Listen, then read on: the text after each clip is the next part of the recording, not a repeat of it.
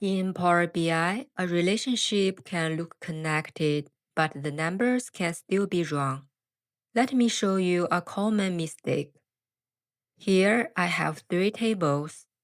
Sales is my fact table. It contains transaction information like order ID, customer ID, region ID, and sales amount. Customer is the correct lookup table, and customer 01 is a messy version I created for comparison.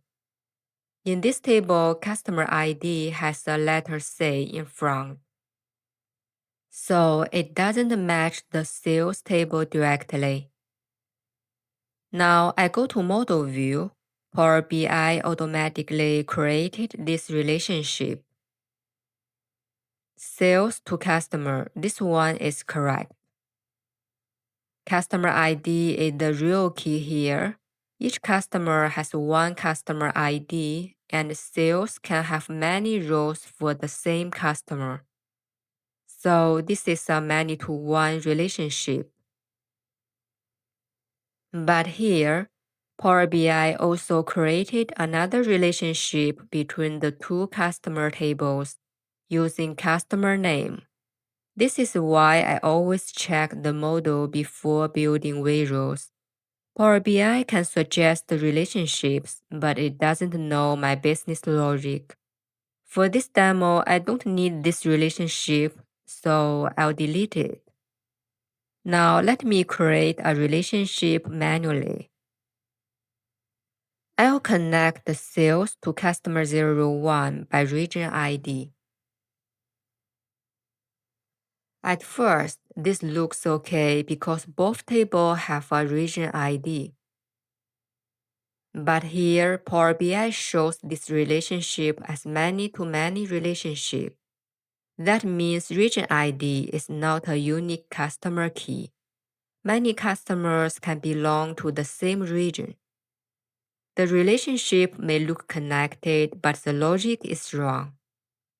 I'll leave this relationship here for now, so we can see how it affects the calculation later. Now I'll build a matrix using the correct customer table. I'll add region ID, customer ID, and sales amount. This matrix uses the relationship based on customer ID. So each customer gets only their own sales. Next, I'll build the same matrix using customer 01. This table is connected to sales by region ID. And now the numbers are different. At first, the visual still looks organized, but sales are repeated here. The problem is that region ID is repeated. For example, more than one customer can belong to the same region. So when I connect by region ID, Power BI gives the same regional sales to customers in that region. The report still shows numbers, but the numbers are not trustworthy. The fix is simple. For customer analysis, I should connect the tables using customer ID, not region ID. Customer ID is the stable business key and region ID is just an attribute.